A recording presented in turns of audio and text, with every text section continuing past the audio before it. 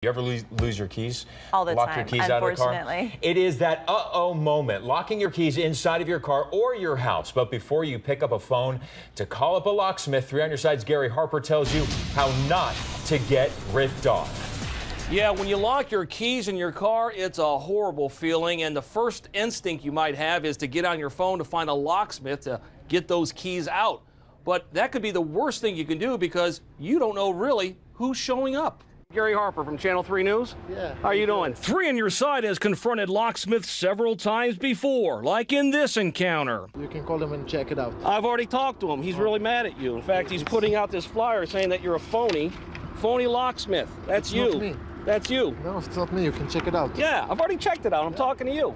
But you're running away. In this report, this guy claimed to be a locksmith, and after doing a minor job for a consumer, he stuck her with a $1,000 bill. But the locksmith we talked to say that this should not have cost almost $1,000. I don't care. Every locksmith have the different price, and this is the price for the company that I work with. Price gouging in the locksmith industry has been a problem for years, and it doesn't look like it's going away anytime soon. Just ask Sky Johnson, a 17-year-old high school student. He charged my bank account for $289 instead of $55, which is what I originally signed for. Sky recently locked her keys and her softball bag in the trunk of her car here at this Tempe softball field. After calling around for a locksmith, she found herself talking to a company called 24/7 Locksmith Services, which, according to Sky, told her it would only cost $55 to come out and get her keys from her trunk. She agreed, but once the job was done, she had sticker shock. He came back and handed me my credit card and then 2 receipts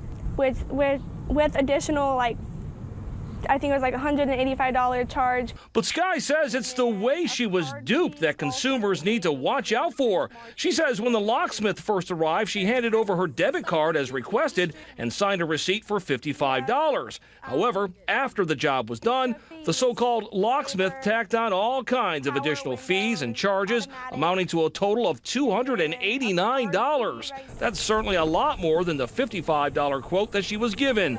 Charlie Eastwood isn't surprised at all. You called out this criminal that did this or did that and inflated the prices on the work order after he ran the customer's credit card with them thinking it's going to be one price, and now suddenly it's exponentially higher. Charlie is a professional locksmith who's known in the industry as Locksmith Charlie. He's been in the business for 25 years and says what happened to Sky is a common problem. But when somebody's given one price, and then when whoever comes out is trying to browbeat you into paying something exponentially higher, that's called bait and switch, and it's consumer fraud. Locksmith Charlie says to avoid becoming a victim, you should have the name and number of a reputable locksmith handy before you ever need it. For instance, plug it into your cell phone or write it down somewhere. And when it comes to signing paperwork, if they say, okay, service call, $55, put your signature on the line immediately below that line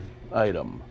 Then if they try to add stuff later, you could say, hey, I only signed for the first line item. They added all this crap on later. I didn't agree to it. As for the company Sky called 24/7 Locksmith Services, well, they told 3 on Your Side over the phone that Sky's making the whole thing up and abruptly hung up the phone.